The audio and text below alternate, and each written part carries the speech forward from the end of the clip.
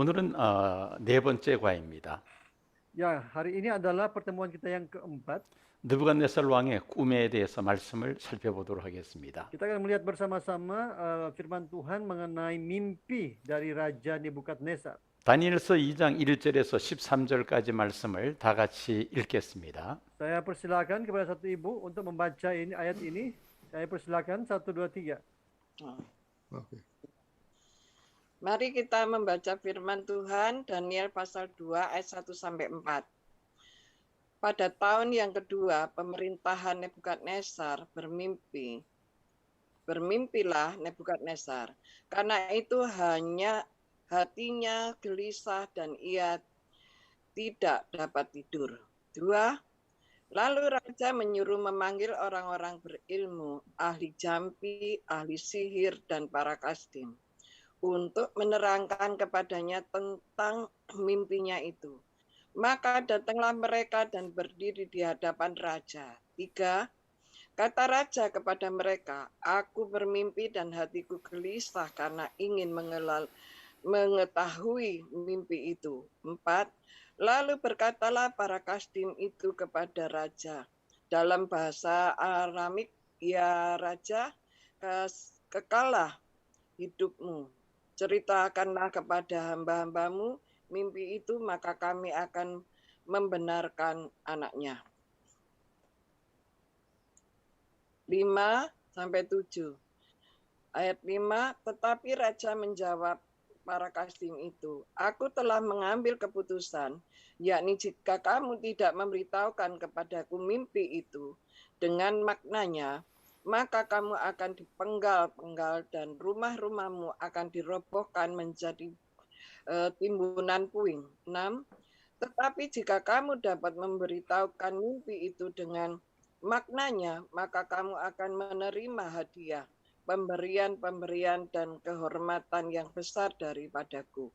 Oleh sebab itu, beritahukanlah kepadaku mimpi itu dengan maknanya. 7. Mereka menjawab pula, silakan tuanku raja, ceritakan mimpi itu kepada hamba-hambanya ini, maka kami akan memberitahukan maknanya. 8 sampai 9. 8. Jawab raja, aku tahu benar-benar bahwa kamu mencoba mengulur-ulur waktu, karena kamu melihat bahwa aku telah mengambil keputusan. 9. Yakni jika kamu tidak dapat memberitahukan kepadaku mimpi itu, maka kamu akan kena hukuman yang sama. Dan aku tahu bahwa kamu telah bermufakat untuk mengatakan kepadaku hal-hal yang bohong dan busuk, sampai keadaan berubah. Oleh sebab itu, ceritakanlah kepadaku mimpi itu, supaya aku tahu bahwa kamu dapat memberitahukan maknanya juga kepadaku. 10 sampai 12. Para kasdim itu menjawab raja, tidak ada seorang pun di muka bumi yang dapat memberitahukan apa yang diminta tuanku raja, dan tidak pernah seorang raja meminta hal sedemikian dari seorang berilmu atau seorang ahli mimpi atau seorang kasdim. 11. Apa yang diminta tuanku raja adalah terlalu berat, dan tidak ada seorang pun yang dapat memberitahukannya kepada tuanku raja, selain dari dewa-dewa yang tidak berdiam di antara manusia. 12. Maka raja menjadi sangat geram dan murka karena hal itu, lalu dititahkannya untuk melenyapkan semua orang bijaksana. 13. Ketika titah dikeluarkan supaya orang-orang bijaksana dibunuh, maka Daniel dan teman-temannya pun terancam akan dibunuh. 14. Lalu berkatalah Daniel dengan cerdik dan bijaksana kepada Ariok, pemimpin pengawal raja yang telah pergi untuk membunuh orang-orang bijaksana di Babel itu. 15. Katanya kepada Ariok, pembesar raja itu, mengapa titah yang begitu keras ini dikeluarkan oleh raja? Lalu Ariok memberitahukan hal itu kepada Daniel 16, maka Daniel menghadap raja dan meminta kepadanya supaya ia diberi waktu untuk memberitahukan makna itu kepada raja. 17, kemudian pulanglah Daniel dan memberitahukan hal itu kepada Hanaya, Misael, dan Asaria, teman-temannya, dengan maksud ayat 18, dengan maksud supaya mereka memohon kasih sayang kepada Allah semesta langit mengenai rahasia itu, supaya Daniel dan teman-temannya jangan dilenyapkan bersama-sama orang-orang bijaksana yang lain di Babel. 19, maka rahasia itu disingkapkan kepada Daniel dan suatu penglihatan malam. Lalu Daniel memuji Allah semesta langit. 20, berkatalah Daniel, terpujilah nama Allah dari selama-lamanya sampai selama-lamanya, sebab daripada dialah hikmat dan kekuatan. 21, dia mengubah saat dan waktu. Dia mencatat raja dan mengangkat raja. Dia memberi hikmat kepada orang bijaksana dan pengetahuan pada orang yang berpengertian. 22, dialah yang menyingkapkan hal-hal yang tidak terduga dan yang tersembunyi. Dia tahu apa yang ada di dalam gelap dan terang ada padanya. 23, ya Allah nenek moyangku, kupuji dan kumuliakan Engkau, sebab Engkau mengaruniakan kepadaku hikmat dan kekuatan, dan telah memberitahukan kepadaku sekarang apa yang kami mohon kepadamu. Engkau telah memberitahukan kepada kami hal yang dipersoalkan Raja. 아멘. Terima 아멘. kasih. 자, 바벨론의 모든 지혜자를 느부갓네살 왕이 소집을 해서 자기가 꾼 꿈을 이야기하고 해석을 하라고 말하는 그러한 그 일러스트입니다. Ya, ini adalah gambar ilustrasi bagaimana raja mengumpulkan semua orang berilmu di negeri Babel. 자, 오늘 말씀을 보니까 그 위기의 발단이 어디에서 오는 건지를 한번 살펴봐야 되겠습니다. Mari kita akan melihat bersama-sama awal daripada krisis ini. 이 느부갓네살 왕이 꿈을 꾸고 그 꿈으로 인하여 번민하고 또 불면에 시달렸습니다. Ya, dikatakan bahwa Raja Nebukadnezar dia bermimpi dan hatinya menjadi gelisah karena mimpinya dan tidak dapat tidur. 왕이 꾼 그 꿈의 내용은 미래에 전개될 그런 사건들이었습니다. Dan isi mimpinya adalah hal-hal yang akan terjadi di hari kemudian. 당시 느부갓네살은 왕이 된 지 2년 정도 된 상태에서 정치적으로 상당히 불안한 상태였습니다. Jadi ketika menjabat sebagai raja, secara politik raja ini tidak stabil setelah dia menjabat sebagai raja selama 2 tahun. 왕이 그 한 말 가운데 때가 변하기를 기다리려 합니다라는 그 지혜자들에게 한 말을 통해서 볼 때에 이 왕이 지혜자들을 의심하고 그들이 반역을 일으킬 가능성이 있다는 것을 염려할 그런 상태 정도로 정치적으로 불안했다는 말입니다. Jadi raja ini seperti berada dalam satu situasi yang penuh dengan ketakutan dan kecemasan karena dia berpikir jangan-jangan ada orang-orang yang akan memberontak atau melakukan kudeta terhadap dia. 느부갓네살 왕은 바벨론의 모든 박수와 술객과 점쟁이와 갈대아 모든 술사들을 다 소집을 했습니다. Akhirnya raja memanggil semua orang-orang berilmu, ahli jampi, ahli sihir, dan para kasdim di negeri Babel. 이들은 꿈과 관련해서 바벨론의 최고의 지혜자들이며 권위자들이었습니다. Jadi orang-orang ini adalah orang-orang yang berilmu dan berkuasa di Babel terkait dengan bagaimana menafsirkan sebuah arti mimpi. 왕은 그들에게 자신이 꾼 꿈은 이야기를 하지 않고 그 지혜자들에게 자신의 꾼 꿈을 말하며 그 꿈에 대한 해석을 말할 것을 강요했습니다. Masalahnya raja tidak memberitahukan mimpinya kepada mereka, tetapi justru ia memaksa orang-orang berilmu ini untuk memberitahukan mimpinya dan maknanya kepada raja. 상식적으로 자기가 꾼 꿈이 좀 이상해서 그 해석을 요구할 것 같으면 먼저 자기가 꾼 꿈을 말을 해줘야 합니다. 그런데 이 왕은 자기 꿈을 이야기하지도 않습니다.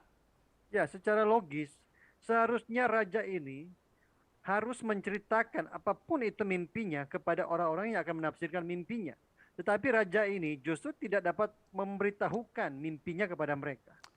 왕이 꿈 이야기를 하지 않는 이유가 무엇일까요? Jadi kira-kira mengapa raja tidak memberitahukan mimpinya kepada mereka? 두 가지 가능성이 있습니다. Jadi ada dua kemungkinan di sini. 첫째는 꿈을 잊어버렸을 경우입니다. Yang pertama adalah dia tidak dapat mengingat mimpinya. 우리도 그런 경우들이 가끔 있죠. Ya, kadang-kadang kita juga begitu kan? 분명히 꿈을 꾸긴 꿨는데 이상한 꿈을 꿨는데 그 꿈이 생각나지 않는 경우가 있습니다. Ya, kadang-kadang kita bermimpi tetapi kita tidak bisa mengingat apa yang kita mimpikan itu. 두 번째는 지혜자들을 시험하기 위함입니다. Dan kemungkinan kedua adalah raja mau menguji para orang-orang berilmu. 그들이 과연 지혜자들인지 테스트하고자 하는 그런 마음이 있을 수가 있습니다. Jadi ada kemungkinan raja ingin menguji apakah orang-orang berilmu ini mereka adalah orang-orang yang benar-benar mempunyai ilmu yang hebat. 꿈의 해석이 옳은지 틀렸는지를 판별하는 법이 있습니다. Jadi ada cara untuk menentukan apakah interpretasi sebuah mimpi itu benar atau tidak. 첫째는 꿈의 내용을 말할 수 있을 때입니다. Yang pertama adalah ketika seseorang bisa menceritakan isi sebuah mimpi.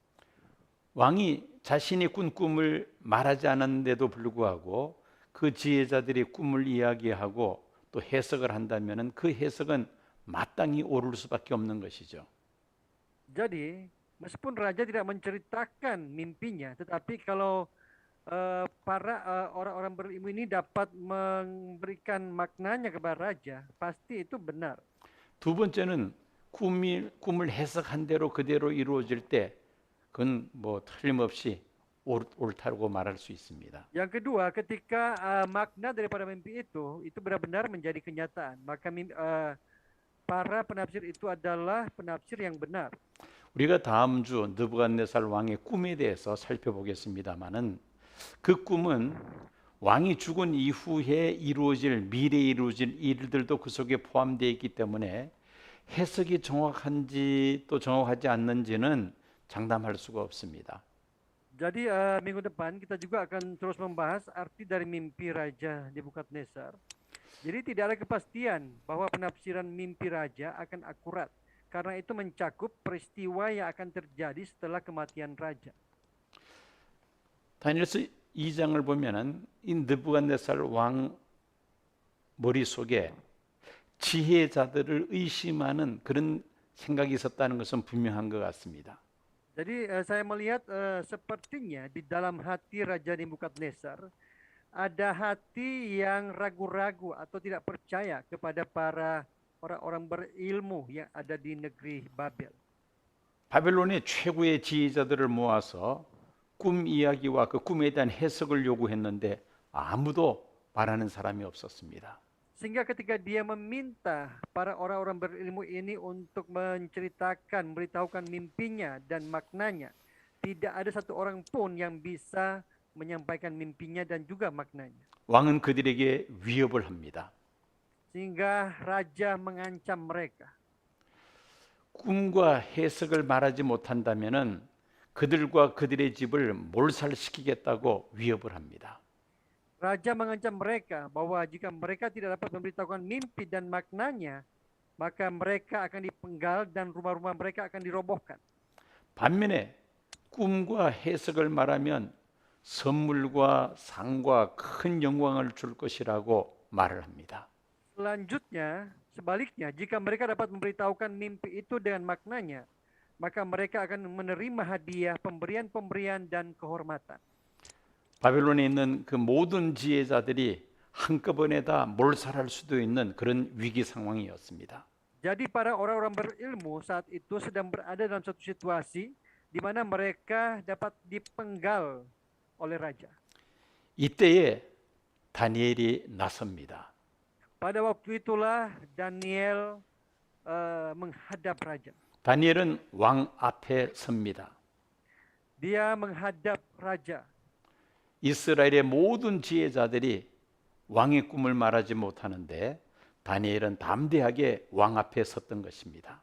Jadi meskipun para orang-orang berilmu di Babel, mereka tidak bisa memberitahukan mimpi dan maknanya kepada raja, waktu itu justru Daniel datang menghadap raja.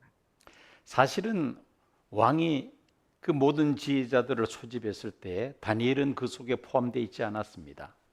Sebenarnya ketika pertama kali raja mengumpulkan para orang berilmu, para ahli sihir, ahli nujum, Daniel tidak termasuk di antara mereka.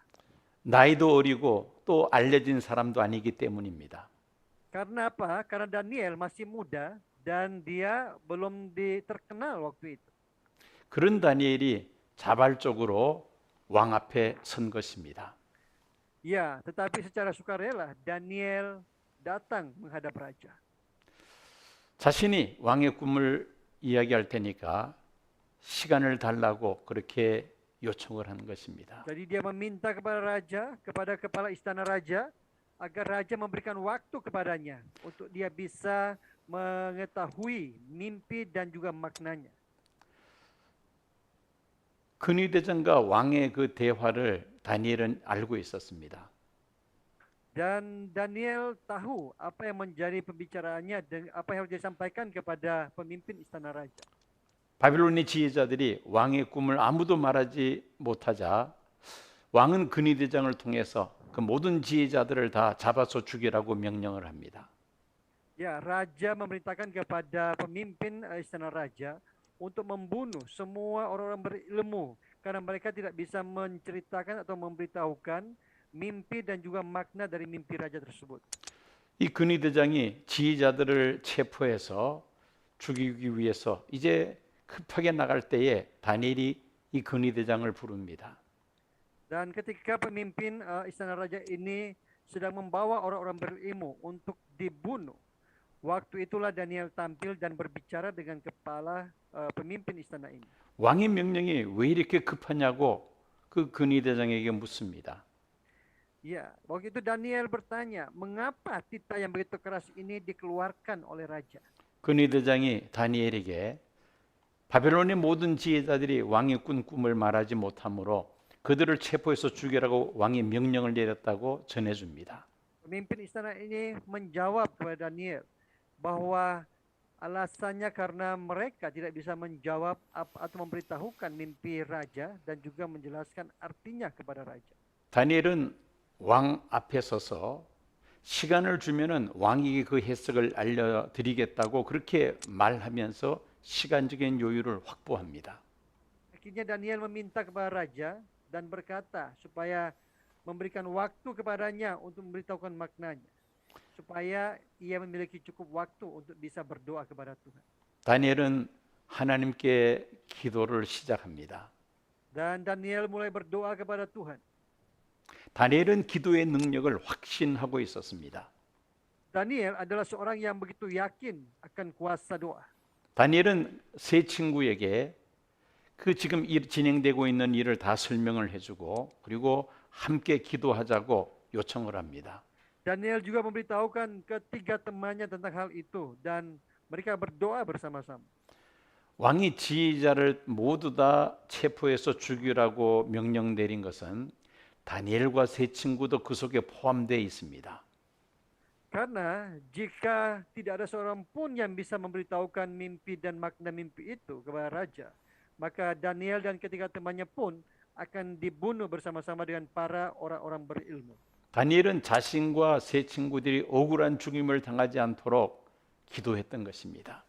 Jadi Daniel berdoa dengan ketiga temannya supaya mereka tidak mengalami kematian yang sia-sia. 놀라운 일이 일어났습니다.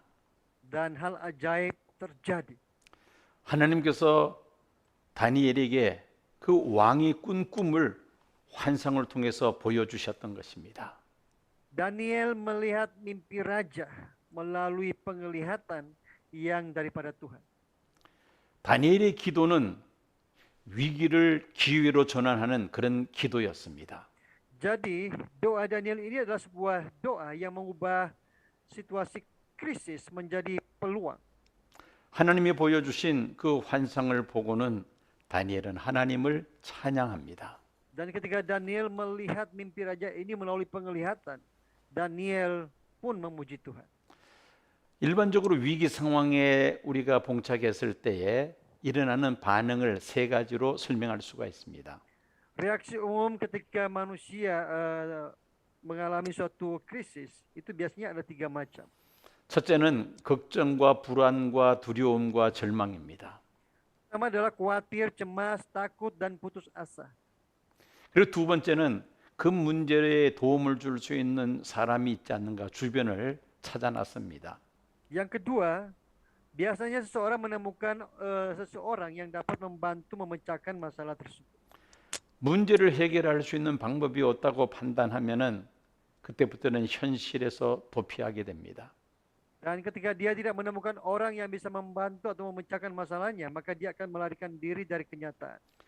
술을 마셔서 그 괴로움을 잊어버리려고 합니다. Mereka minum alkohol untuk melupakan pergumulan hidup mereka. 마약을 하는 사람도 있습니다. Ada juga orang yang mengkonsumsi narkoba. 아예 사람들이 보지 않는 곳으로 도주하는 사람이 있습니다. Dan ada juga orang yang berlari dari kenyataan. 심지어 스스로 생명을 포기하는 사람도 있습니다. Dan sampai hal-hal yang ekstrim, mereka melakukan bunuh diri. 다니엘은 위기 상황에서 무엇을 했습니까? Dan di tengah-tengah krisis seperti ini, apakah yang dilakukan oleh Daniel? 세 친구들에게 그 소식을 전하고 함께 하나님 앞에 기도했던 것입니다. Daniel menyampaikan masalahnya ini kepada ketiga temannya dan mereka berdoa bersama-sama. 이것이 바로 위기를 극복하는 다니엘의 방법이었습니다. Ini adalah cara Daniel untuk mengatasi krisis yang sedang mereka hadapi. 우리도 세상 살면서 어떤 위기 상황에 봉착한다면은 세상에 도움을 받을 사람을 찾기보다 먼저 우리가 하나님 앞에 기도해야 할 것입니다. Jadi jika kita sedang berada dalam situasi krisis, maka daripada kita mencari seseorang untuk bisa menolong kita, adalah lebih baik kalau kita datang kepada Tuhan dan berdoa.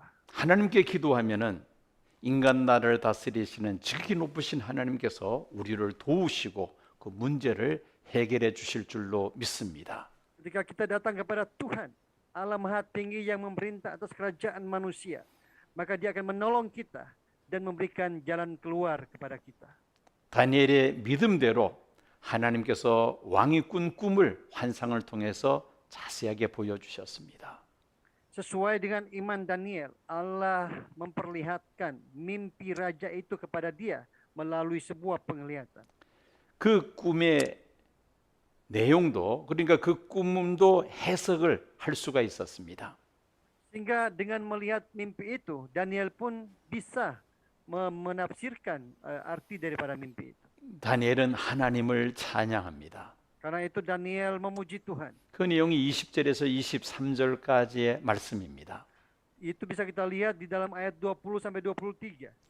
19절 하반절을 보면은 하늘에 계신 하나님을 향하여 찬양했습니다. Di dalam ayat 19 dikatakan bahwa Daniel memuji Allah semesta langit. 우리의 찬양의 대상은 바로 하늘에 계신 하나님이십니다. Jadi objek dari puji-pujian kita adalah Allah semesta langit. 예수님께서 주기도를 가르쳐 주시면서 제일 먼저 하늘에 계신 우리 아버지요라고 가르쳐 주셨습니다. Ketika Tuhan Yesus mengajarkan doa Bapa kami, Tuhan Yesus mengajarkan Bapa kami yang di sorga. 우리의 기도의 대상은 하늘에 계신 하나님이라는 말씀입니다. Jadi objek pujian kita adalah Tuhan atau Bapa kita yang di sorga. 우리는 기도할 때 기도의 대상이 누구인지를 분명히 알고 기도해야 합니다. Jadi waktu kita berdoa, kita harus benar-benar paham siapa objek daripada doa kita. 교회 예배 시간에 대표 기도할 때에 가끔씩 기도 대상이 누구인지를 잘 모르고 기도하는 분들 있습니다. Kadang-kadang di dalam gereja ketika ada orang yang diberikan kesempatan untuk memimpin doa, Mereka berdoa tetapi sepertinya mereka tidak tahu siapa yang menjadi objek dari doa mereka. 그런 사람들은 기도 시간에 하나님 앞에 기도하는 것이 아니라 성도들에게 무엇을 가르치려고 하는 사람이 있습니다.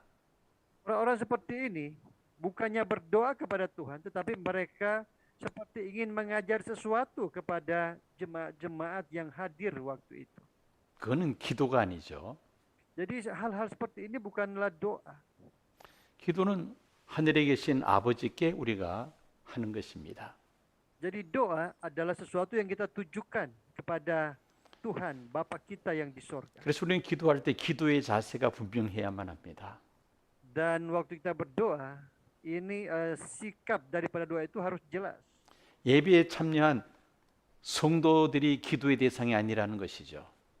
Bahwa objek daripada doa kita itu bukanlah orang-orang yang sedang hadir dalam sebuah persekutuan, tetapi Tuhan. 예배에 참여한 모든 성도들을 대표해서 하나님 앞에 기도를 드리는 것입니다.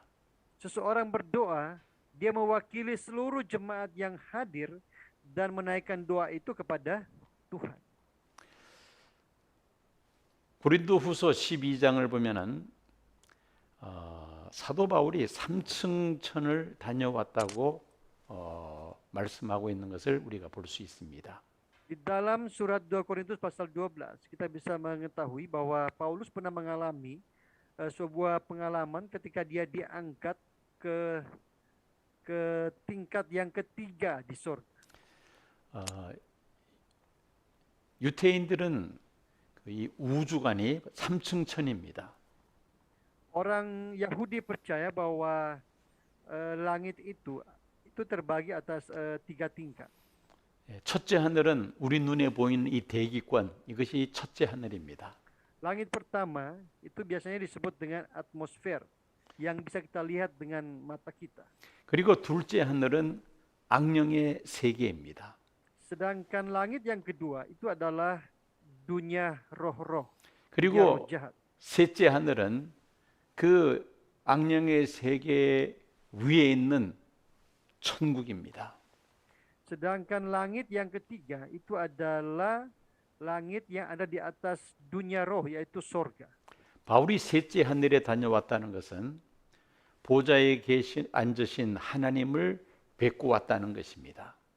Jadi ketika Paulus berkata bahwa dia diangkat ke tingkat yang ketiga di sorga, artinya dia sampai ke sorga, ke takhta Allah. 우리의 기도의 대상은 하늘에 계신 아버지 하나님이시라는 것을 우리가 분명히 해야 하겠습니다. Jadi harus jelas bahwa objek doa kita adalah Bapa kita yang di sorga. 20절과 23절 상반절을 보면은 하나님의 지혜와 능력을 다니엘이 찬양하고 있습니다. Dan di dalam ayat 20-23a kita bisa tahu bahwa Daniel memuji tentang Tuhan. Karena takut akan Tuhan adalah permulaan pengetahuan. 여호와를 경외함이 지혜의 근본입니다. Ya, takut akan Tuhan adalah permulaan pengetahuan. 참된 지혜와 권능은 하나님께 속한 것입니다. Hikmat dan kekuatan sejati hanya ada pada Tuhan. 고린도전서 1장 25절을 보면은 하나님의 미련한 것이 사람보다 지혜롭고 하나님이 약한 것이 사람보다 강하다고 말씀합니다. Dalam surat 1 Korintus pasal 1 ayat 25 ditulis seperti ini. Sebab yang bodoh dari Allah lebih besar hikmatnya daripada manusia, dan yang lemah dari Allah lebih kuat daripada manusia. 지혜와 권능의 하나님 앞에 우리는 겸손해야 할 것입니다. Jadi kita semua harus merendahkan hati kita di hadapan Tuhan yang penuh hikmat dan kekuatan. 인간의 지혜를 내세우지 말고 하나님의 지혜를 구하고 하나님의 능력을 구해야 합니다. Kita tidak boleh mengandalkan hikmat kita sebagai manusia, tetapi kita harus meminta hikmat dan kekuatan daripada Tuhan. 다니엘은 하나님의 지혜와 하나님의 능력을 찬양했습니다. Oleh karena itu Daniel memuji hikmat dan kekuatan Tuhan. 그리고 세 번째로 21절을 보면은 다니엘은 하나님의 절대 주권을 찬양했습니다. Dan dalam ayat 21 kita juga bisa tahu bahwa Daniel memuji kedaulatan Tuhan yang mutlak. 왕들을 세우기도 하시고 폐하시는 하나님을 찬양합니다. Dia memuji Tuhan yang mengangkat dan memecat raja. 지금 느부갓네살 왕이 꾼 꿈은 장차 일어날 세상 왕들에 대한 그런 예언적인 내용의 꿈이었습니다. Jadi mimpi dari Nebukadnezar adalah sebuah mimpi yang menjelaskan tentang kekaisaran-kekaisaran atau kerajaan-kerajaan yang akan muncul di kemudian hari. 세상의 왕들을 세우기도 하시고 폐하기도 하시는 분이 하나님이시라는 말입니다.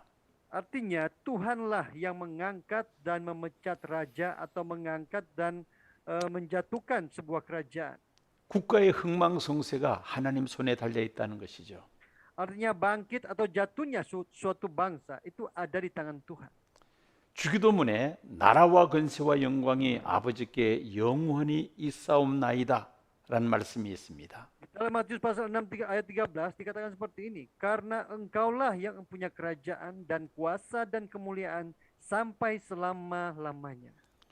이 세상 모든 왕들과 국가의 흥망성쇠가 하나님 손에 달려 있습니다. Jadi bangkit atau jatuhnya suatu bangsa atau kerajaan itu ada di tangan Tuhan. 다니엘은 절대 주권의 하나님을 찬양했던 것입니다. Inilah alasan kenapa Daniel memuji kedaulatan Allah, kedaulatan Tuhan yang mutlak itu. 네 번째로 다니엘은 하나님의 전지하심을 찬양했습니다. Dan yang ketiga, Daniel memuji kemahatauan Tuhan. 하나님은 깊고 은밀한 것, 숨은 비밀과 계시를 나타내시는 분이심을 찬양했습니다.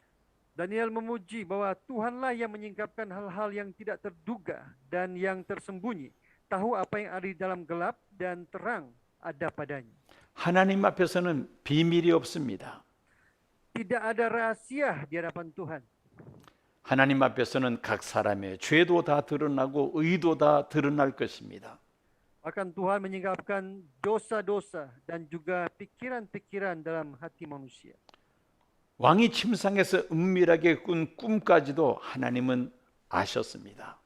Dan Tuhan pun tahu sesuatu yang rahasia yang dimimpikan oleh Raja Nebukadnezar. 하나님은 다니엘에게 왕의 꿈을 환상 가운데 보여주시고 그 꿈을 해석해 하셨습니다. Dan Tuhan sendirilah yang memperlihatkan mimpi itu kepada Daniel dan yang memberitahukan apa yang menjadi maknanya. 그래서 다니엘은 하나님의 전지하심을 찬양했던 것입니다. Oleh karena itu Daniel memuji kemahatauan Tuhan. 자, 우리는 이 하나님의 섭리에 대해서 잠깐 생각을 좀 해봐야겠습니다. Dan kita juga akan belajar sedikit atau merenungkan sedikit tentang providensi Allah. 하나님의 섭리의 필연성을 먼저 생각해 보겠습니다. Yang pertama-tama kita perlu memikirkan tentang pentingnya providensi Allah. 요한복음 15장 7절을 보면은 내 아버지께서 시기때까지 일하시니 나도 일한다고 예수님 말씀하셨습니다. Di dalam Yohanes pasal 5 ayat 17 dikatakan seperti ini, Bapakku bekerja sampai sekarang, maka aku pun bekerja juga. 천지 만물을 창조하신 하나님은 지금도 일하시는 분이시라는 말입니다. Artinya Tuhan yang menciptakan alam semesta, Dia juga melestarikan, memelihara dan memerintah atas ciptaannya sampai hari ini. 우주를 창조하신 하나님은 지으신 세계를 보존하시고 섭리하시고 다스리십니다. Dia adalah Tuhan yang memerintah dan juga melestarikan dan memelihara alam semesta ini. 하나님은 국가와 민족과 각 개인을 주관하시는 분입니다. Dia juga adalah Tuhan yang berdaulat atas suku, bangsa, dan juga atas setiap individu. 그러므로 우리는 하나님의 섭리를 발견하는 것이 매우 중요합니다. Jadi sangat penting bagi kita semua untuk menyadari tentang providensi atau pemeliharaan Allah ini. 내 생각, 내 욕심, 내 주관을 따라 사는 것이 아니라 하나님의 뜻, 하나님의 섭리를 발견해야 되겠다는 것입니다. Jadi kita tidak boleh hidup menurut keinginan dan ambisi kita, tetapi kita harus menemukan kehendak Tuhan dan juga percaya kepada providensi Allah ini. 하나님의 섭리의 특성은 무엇입니까? Apakah ciri-ciri dari providensi Allah? 하나님의 속성에 따라서 공의와 사랑으로 하나님은 섭리하십니다. Ya, Dia memelihara alam semesta ini dengan keadilan dan kasih sesuai dengan sifat-sifatnya. 하나님의 공의와 섭리는 이 손의 손등과 손바닥과 같습니다. Ya, jadi keadilan dan kasih Allah itu adalah dua hal yang berjalan secara paralel. 하나님이 하시는 모든 일들은 공의와 사랑의 두 가지가 같이 병행한다는 것입니다. Segala sesuatu yang Allah lakukan itu selalu dia lakukan dengan keadilan dan kasih. Jadi dua hal ini selalu berjalan secara paralel. 하나님을 대적하고 악을 행하는 자는 반드시 하나님은 공의로 심판하십니다. Mereka yang menentang Tuhan dan melakukan kejahatan pasti akan diadili dengan adil. 그러나 사람들이 회개하고 하나님께로 돌아서기를 하나님은 참고 기다리십니다. Tetapi Allah menunggu dengan sabar orang-orang yang mau bertobat dan berbalik kepadanya. 회개하고 돌아서면 하나님은 용서하시고 품어주십니다. Ketika orang bertobat dan berbalik kepada Dia, maka Dia akan menerima dan mengampuni orang tersebut. 이게 하나님의 사랑이죠. Ini adalah kasih Allah. 그러나 악이 가득히 차면은 하나님은 반드시 심판하십니다. Tetapi Tuhan pasti akan melakukan penghakimannya ketika kejahatan telah penuh. 하나님의 섭리는 공의와 사랑 두 가지가 항상 병행된다는 사실을 우리가 기억해야 하겠습니다. Jadi kita harus ingat bahwa di dalam providensi Allah ini ada dua sifat Allah yaitu keadilan dan kasih. 세 번째 하나님의 섭리를 이루시는 방법에 대해서 생각해 보겠습니다. Yang ketiga adalah cara bagaimana Allah menggenapi providensinya. 하나님은 하나님의 섭리를 이루실 때 사람을 통해서 또는 천사를 통해서 또는 자연을 통해서 하나님의 섭리를 이루십니다. Jadi Allah mewujudkan providensinya ini melalui manusia, melalui para malaikat, penghuni surga dan juga alam ini. 사람을 통해서 하나님의 뜻을 이루시는 대표적인 케이스를 몇 가지 살펴보겠습니다. Kita akan melihat beberapa kasus di mana Allah mewujudkan providensinya atau kehendaknya melalui manusia. 출애굽한 이스라엘 백성들, 그러니까 이스라엘 백성들이 출애굽하고 광야에 훈련 받는 것은 모세를 통하여 하셨습니다. Ketika orang Israel keluar dari Mesir dan mereka dilatih selama 40 tahun di padang gurun, itu mereka terima melalui Musa, manusia. 가나안 땅을 정복하고 가나안 땅에 정착하는 것은 여호수아를 통하여 진행하셨습니다. Tetapi penaklukan dan pemukiman di bangsa Kanaan itu dilakukan melalui Yosua. 멸망한 유다 왕국의 회복은 고레스 왕, 바사야 페르시아의 고레스 왕과 그리고 수르바벨과 여호수아 그리고 배후에는 다니엘을 통하여 하나님께서 회복시키십니다. Sedangkan pemulihan kerajaan